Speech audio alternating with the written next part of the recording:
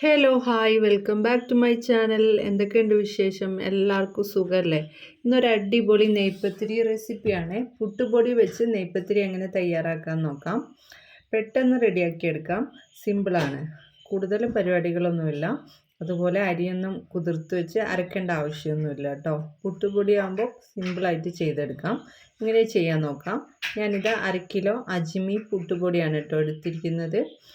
കൂടെ തന്നെ 1/2 കപ്പ് തേങ്ങയും ചെറിയുള്ളി ജീരകവും ഒന്ന് ഒതുക്കിയെടുത്തിട്ടുണ്ട്. 1/2 കപ്പ് പത്തിരിപ്പൊടി എടുത്തിട്ടുണ്ട് കേട്ടോ. ആദ്യം തന്നെ ഈ പുട്ടുപൊടി ഒന്ന് നനച്ച് വെക്കണം. പച്ചവെള്ളത്തിൽ ഒന്ന് നനച്ച് മാറ്റി വെക്കാം. ഇനി ഒരു പോട്ട് അടുപ്പത്ത് വെച്ചിട്ട് അതിലോട്ട് പത്തിരിപ്പൊടി വാട്ടാൻ വേണ്ടിയിട്ട് 1 ഗ്ലാസ് വെള്ളം ഒഴിക്കുന്നുണ്ട്. ഇനി ഇതിലേക്ക് പാകത്തിന് ഉപ്പ് ചേർത്ത് കൊടുക്കാം.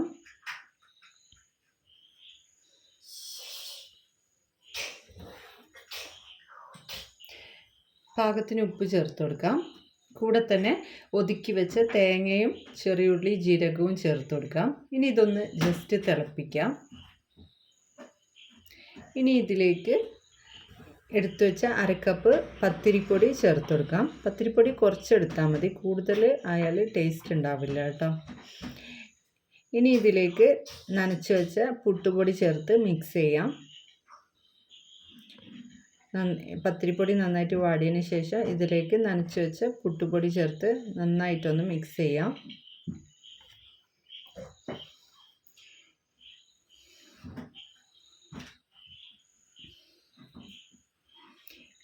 ഇനി ഇതിലേക്ക് 1/2 സ്പൂണ് കരിഞ്ജീരകം കൂടെ ചേർത്ത് കൊടുക്കുന്നുണ്ട്. ഇത് വേണമെങ്കിൽ ചേർത്താൽ മതി, നിർബന്ധമില്ല. ഇനി ഇത് നന്നായിട്ടൊന്ന് കുഴച്ചെടുക്കാം.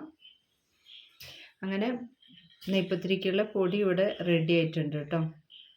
ഇനി ഇതാ ഒരു ചട്ടി അടുപ്പത്ത് വെച്ച് എണ്ണ ചൂടാവാൻ വെക്കാം. ഇതിൻ്റെ കൂടെ തന്നെ ഓരോരോ പത്തിരിയായിട്ട് പരത്തിയെടുക്കാം. എണ്ണ ചൂടായതിന് ശേഷം ഓരോന്നും പൊരിച്ചെടുക്കാം. അങ്ങനെ ഇതാ എണ്ണയൊക്കെ ചൂടായിട്ടുണ്ട്. ഞാനിതാ ഈ പരത്തിയ പത്തിരി ഓരോന്നായിട്ട് ഇതിലിട്ട് പൊരിച്ചെടുക്കുകയാണ് ചെയ്യുന്നത് കേട്ടോ. എണ്ണയൊന്നും കുടിക്കില്ല, നല്ല നെയ്പ്പത്തിരിയാണ് കേട്ടോ. ബീഫ് കറീൻ്റെ കൂടെയും ചിക്കൻ കറീൻ്റെ കൂടെയൊക്കെ നല്ല ടേസ്റ്റാണ് നെയ്പ്പത്തിരി. അതുപോലെ പെട്ടെന്നൊരു ഗസ്റ്റൊക്കെ വന്നാൽ ചെയ്യാൻ പറ്റുന്ന ഒരു അടിപൊളി റെസിപ്പിയാണ് കേട്ടോ. ആർക്കെങ്കിലും അറിയാത്തുണ്ടെങ്കിൽ ഒന്ന് ചെയ്ത് നോക്കണേ.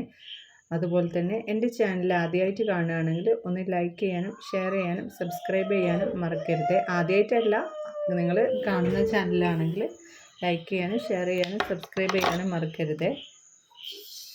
ഞാനിതാ ഓരോന്നായിട്ട് പൊരിച്ചെടുക്കുന്നുണ്ട്.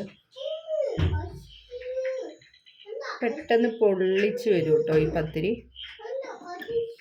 നല്ല സോഫ്റ്റുമാണ്, പുറം നല്ല ക്രിസ്പിയാണ് കേട്ടോ. അതുകൊണ്ട് കഴിക്കാൻ നല്ല ടേസ്റ്റാണ് കേട്ടോ. അങ്ങനെതാ ഞാൻ പത്തിരിയൊക്കെ ചുട്ടെടുത്തിട്ടുണ്ട്. Thank you for watching.